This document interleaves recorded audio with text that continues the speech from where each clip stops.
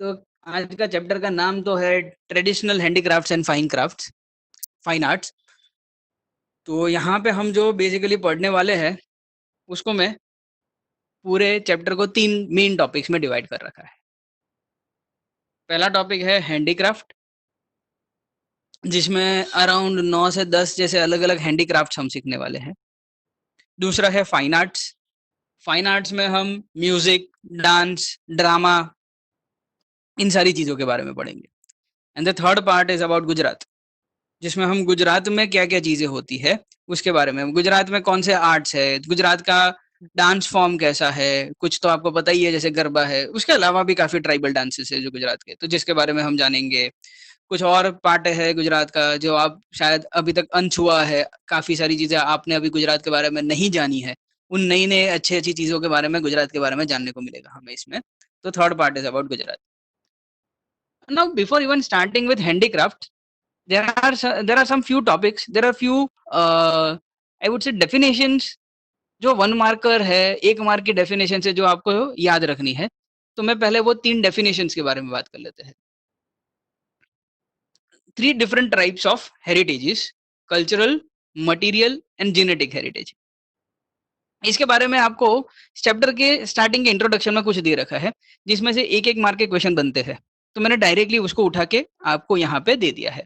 So it's like you can consider it ऐसे कि भाई आपको कोकोनट छीलने की, उसको फोड़ने की और उसमें से मलाई निकालने की मेहनत नहीं करनी है। मैंने उसमें से जो मलाई वाला पार्ट है वो ही डायरेक्ट निकाल के दे दिया है, तो आपकी उतनी मेहनत कम हो गई है। पहला पार्ट है कल्चरल हेरिटेज, जिसके बारे में हमें वो तो पता ही है, what is cultural heritage. So whatever a man obtains with his skill and intellect is called as cultural heritage. So very simple definition, एक ऐसी चीज जो आपको अपने स्किल और इंटेलेक्ट, इंटेलेक्ट मतलब दिमाग से आपने अपना दिमाग इस्तेमाल कर कर कोई चीज आपने बनाई है, अगर उसके द्वारा आपको कुछ मिलता है तो उसको हम कल्चरल हेरिटेज कहते हैं। तो जो हमें हमारे पूर्वजों ने कुछ दिमाग लगाया, अपना स्किल लगाया और उससे उन्होंने ताजमहल बनाया जैसे कि, तो वो आपका कल्चरल हेरिटेज का पार्ट बन जाता है। ठीक है, ऐसे ही कोई भी दूसरे मॉन्यूमेंट ले सकते हो, दूसरे कोई भी आई एम सॉरी, लिटरेचर का पार्ट ले सकते हो आप, कोई भी दूसरा डांस फॉर्म ले सकते हो, कोई भी म्यूजिक ले सकते हो, जहां पे आपको अपने स्किल्स और आपका इंटेलेक्ट का इस्तेमाल करना होगा। All these come under cultural heritage. Then there are two other different things, material heritage and genetic heritage. ये मटेरियल हेरिटेज और जेनेटिक हेरिटेज इसलिए नाम आ रहा है क्योंकि हम हैंडीक्राफ्ट अभी पढ़ने वाले हैं। अब आप हैंडीक्राफ्ट पढ़ोगे ना, हैंडीक्राफ्ट का मीनिंग भी समझ में आ रहा होगा, सिंपल है। देखो, हैंड मतलब हैंडी मतलब हैंड, और क्राफ्ट मतलब कि यू मेकिंग समथिंग, कुछ भी चीजों में से कोई एक चीज में से कोई नई चीज बनाना, यूजफुल चीज बना देना, उसको कहते हैं क्राफ्ट।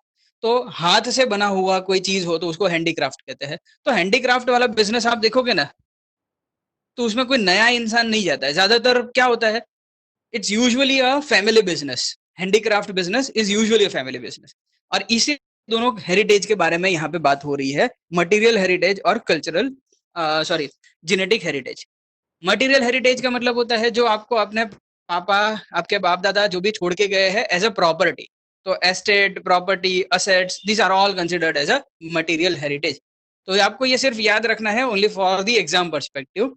बाकी इसके अंदर कोई ऐसी कोई चीज नहीं है कि कोई बहुत नायाब चीज है देखकर बड़ा खुश हो जाए इंसान, कुछ नई चीज जानने को मिले, ऐसा कुछ नहीं है। सिंपल सा डेफिनेशन है, सिंपल सी डेफिनेशन याद करके एग्जाम में उसको वापस से रिप्रोड्यूस कर देना है, दैट्स इट। और जेनेटिक हेरिटेज क्या होता है? जीनेटिक्स, जेनेटिक्स क्या होते हैं? डीएनए जिसे कह सकते हैं, डीएनए में जीन्स होते हैं, डीएनए से अंदर जीन्स होते हैं, वो जीन्स के अंदर कुछ इंफॉर्मेशन कोड कर रखी होती है, जिसके द्वारा आपका फिजिकल नेचर, आपका फिजिकल कैरेक्टरिस्टिक्स, आपकी मेंटल कैरेक्टरिस्टिक्स डिफाइन होती है। जो आपको आपके मम्मी पापा या फिर उनके दादा दादी, उनके ऊपर कोई उनके मम्मी पापा, बेसिकली आपके एंसेस्टर में से ही आता है, लेकिन डायरेक्ट एंसेस्टर्स कहते हैं कि काफी बार कुछ चीजें 7 पीढ़ी तक नहीं जाती है। मतलब 7 पीढ़ी मतलब 7 जनरेशन, टिल 7 जनरेशन समथिंग, कुछ ऐसी चीजें होती है जो आपको अगर चेंज करनी है तो उसके लिए 7 पीढ़ी लग जाती है, 7 जनरेशन लग जाती है। ऐसा एडेज है, इट्स एन काइंड ऑफ एडेज का मतलब it's an kind of saying, ऐसा कहा जाता है। तो इसका क्या मतलब हुआ, ये यही बताना चाह रहा है कि कुछ कैरेक्टरिस्टिक्स जो होती है ना वो जेनेटिक होती है, वो आपको आपके मतलब आपके एंसेस्टर्स में से, यानी कि आपके पिछले 7 जनरेशन में से किसी एंसेस्टर में से ही आपको मिल जाती है। तो फिजिकल होती है या तो मेंटल कैरेक्टरिस्टिक्स, दोनों में से कोई भी एक हो सकती है। तो हम इसका डेफिनेशन याद करने की ट्राई करें तो very simple, physical and mental characteristic of a child that is inherited from his or her parents is called as genetic heritage. Simple, ठीक है। तो ये 3 हेरिटेजेस के बारे में याद रखिएगा, cultural, material and genetic heritage. अब हमारा एक्चुअल पार्ट स्टार्ट होता है इस चैप्टर का। पहला है हैंडीक्राफ्ट। हैंडीक्राफ्ट में आप देख सकते हो कि मैंने यहाँ पे कुछ नाम लिस्ट डाउन कर रखे हैं, कुछ 10 नाम है। क्ले वर्क हैंडीक्राफ्ट है, वीविंग, वीविंग करना मतलब आपको समझ में नाम से पता होगा, कपड़े वीव करते हैं तो हम फैब्रिक बनाते हैं फ्रॉम फाइबर, तो वो जो होता है वो वीविंग का पार्ट हुआ।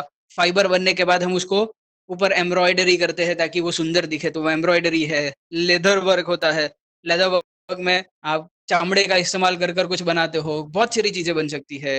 जरी वर्क है, zari work is very much famous from Surat itself, Surat का जरी वर्क बहुत फेमस है। Diamond again relates to Surat and various other parts, but Surat specifically because it is being polished in Surat. Then wooden art है, इनले है, अकीक है, painting है, बहुत सी चीजें हैं। हम इनमें से कुछ चीजों को आज डिटेल में पढ़ने की ट्राई करेंगे। तो पहला आपका क्ले वर्क, आपके सामने पॉटरी है। क्ले वर्क मतलब कि पॉटरी ये कह सकते हो जहां पे आप क्ले का इस्तेमाल कर कर कुछ प्रोड्यूस करने की ट्राई कर रहे हो। उसमें स्पेसिफिकली आपने देखा होगा कि ये सारी चीजें तो आपको पता ही है, मटका बनता है, ग्लास बनता है, खाना पकाने के लिए यूटेंसिल्स बनते हैं। तो बस आपको यही कॉमन सेंस यूज करना है। You don't need to be very fancy about writing the answer at least from this chapter perspective. यहाँ पे आपको कोई भी ज्यादा दिमाग बहुत ही दूर का लगाने की जरूरत नहीं है। आसपास में जो चीज दिखती है ना उसी में से उठा के आपको नाम लिखने हैं। कुछ कुछ ऐसे नाम है जो आप शायद पहली बार सुनेंगे, कुछ कुछ ऐसी चीजें हैं जो आपने पहले शायद नहीं देखी थी, वो इसमें देखोगे तो उन नामों को याद रखना है। बाकी जो पहले से देख रखा था उसको ही, पहले से जो आपको पता था वो नॉलेज को इसके साथ, नए नॉलेज के साथ ब्लेंड करना है।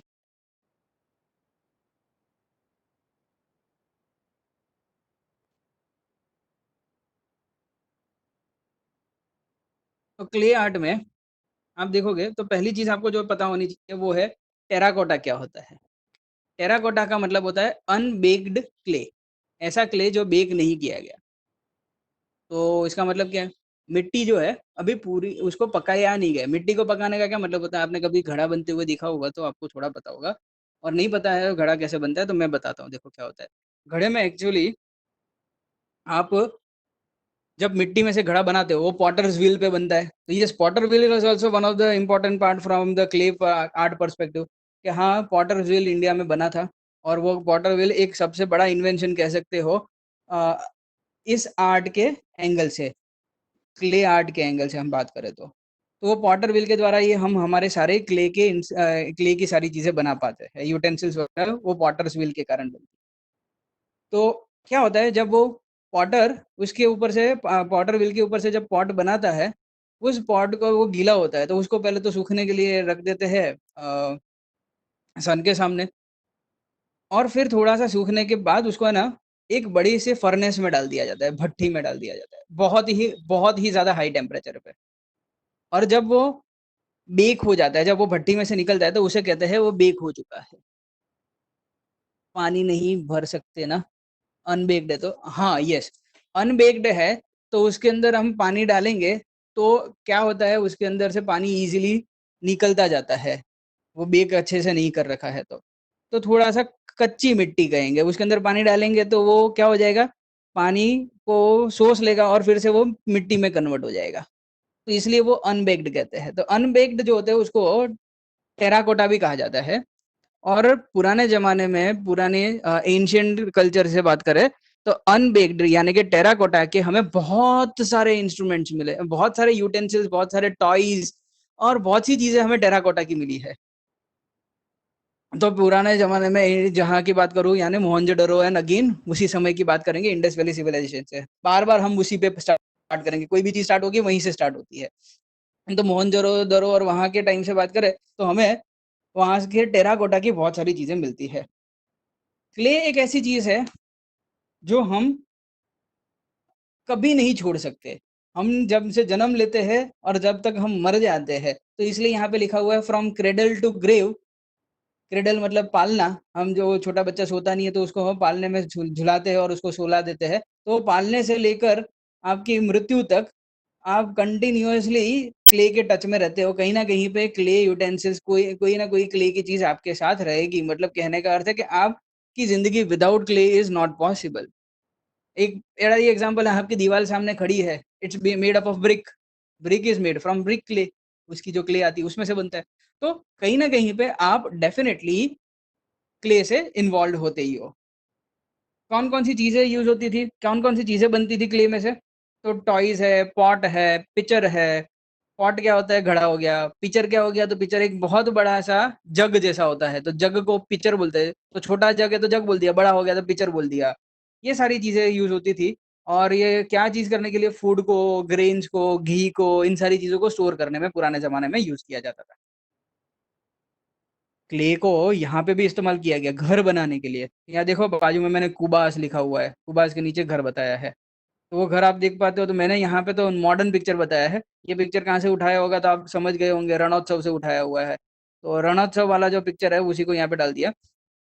बट एक्चुअली ये जो चीज़ से बना हुआ है वो क्या है? क्ले से बना हुआ है, मिट्टी से बना हुआ है। आस-पास की दीवार देखो, वो मिट्टी है, सूखी घास है, उन सारी चीज़ों को मिक्स कर कर एक पेस्ट बनाया जाता है, काऊ डंग है, इन सारी चीज़ों को ब मिलाकर एक पेस्ट बनाया जाता है। उस पेस्ट को ऐसे चिपका दिया जाता है दीवार के ऊपर और उससे आपकी ये दीवार बनती है। वो बड़ी कच्ची दीवार होती है, ऑब्वियस सी बात है।